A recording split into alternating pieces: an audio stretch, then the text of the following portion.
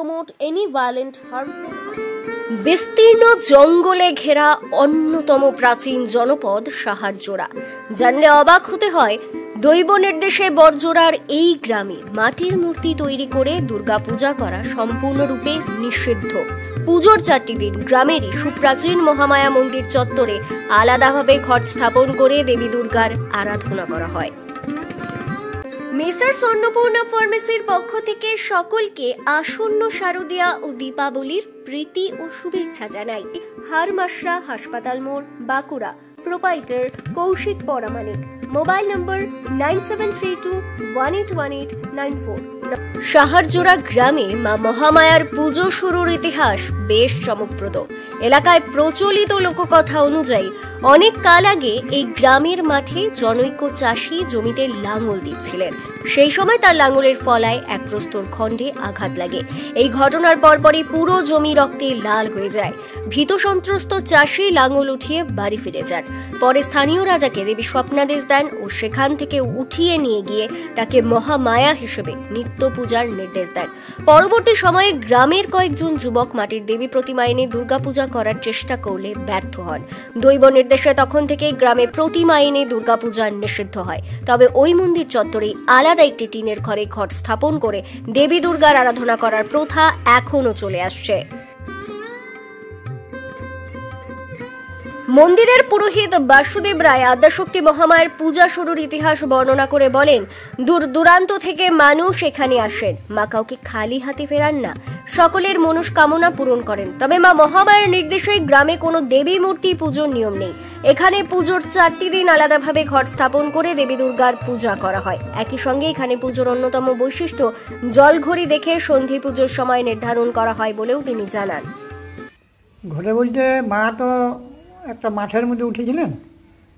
তারপরে এক চাষি সুরভূমের বিষ্ণুপুর রাজার অধীনে, তো রাজার আমল তখন চাষি চাষ করতে করতে ওই কোদালটা মার নাকে লেগে গেল, নাকটা এখনো বাঁধানো আছে। তারপর স্বপ্ন দিয়েছিল, ওই মাঠটা রক্তে ভর্তি হয়ে গেছে। সেই স্বপ্ন দিয়েছিল যে আমি এইখানে আছি, তোরা আমাকে গ্রামে নিয়ে যা। তারপর সব গ্রামে নিয়ে আসে, মায়ের পূজা হয়। তারপরে ছেলে ছেলেরা আগের দিনে বলে দুর্গা পূজা করবো, দুর্গা প্রতিমা আনবো। প্রতিমা আনলে প্রতিমা আনার সঙ্গে সঙ্গে মায়ের মন্দিরটা 3 দিন বন্ধ হয়ে যায়। ষষ্ঠী, সপ্তমী, অষ্টমী, নবমী বন্ধ হয়ে যায়। কী ব্যাপার, মায়ের পূজা পাঠ কিছু হচ্ছে না, ভোগ হচ্ছে না। এবার আবার স্বপ্ন দিলেন যে আমি থাকাকালীন তোমরা প্রতিমা আনবি না, পুজো তোরা দুর্গা পূজা কর, কালী পূজা কর, সরস্বতী পূজা কর, করছি না। কিন্তু যেহেতু আমি এখানে আছি সেহেতু মা দেবীর প্রতিমা হবে না, অন্য সব মেয়ের হবে, কিন্তু মা দেবীর প্রতিমা হবে না। সেই থেকে আমাদের মেয়ের প্রতিমা বন্ধ।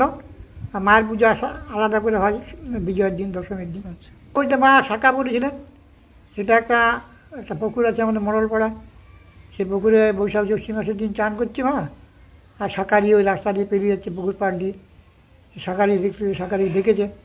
শাঁখারি তো ভয় যেতে জানে, মেয়ে ছেলে এরা এই বেলা 12টা 1টার সময়, দুপুরবেলার সময় চান করছে, আমি একা কী করে যাব।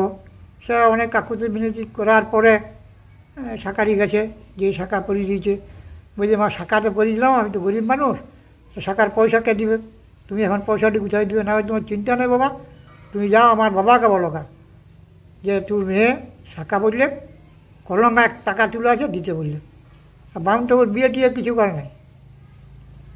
বামুনটাপুর তো রেগে এক খাপ্পা, এই শাঁখারির পরে চর দেখা গা।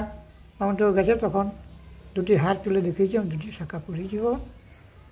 বামুনটাপুর এসে দেখছি যে হ্যাঁ, ওই কলঙ্কা এখনও কলঙ্কাটা আছে, সে কলঙ্কা 1 টাকা তুলে রয়েছে। সেই তখন থেকে এই শাঁখা দিয়ে যেত বরাবর। এই সত্য বলে দুর্গাপুজো যেমন হয়, অষ্টমী খ্যান হয়। আর এই অষ্টমীর খ্যানে আমাদের আগের দিনে গেচিয়া ছিল, গেচিয়া একটা ইয়ে ছিল, বড় গেচিয়া। এখন তার না, এখন বোম।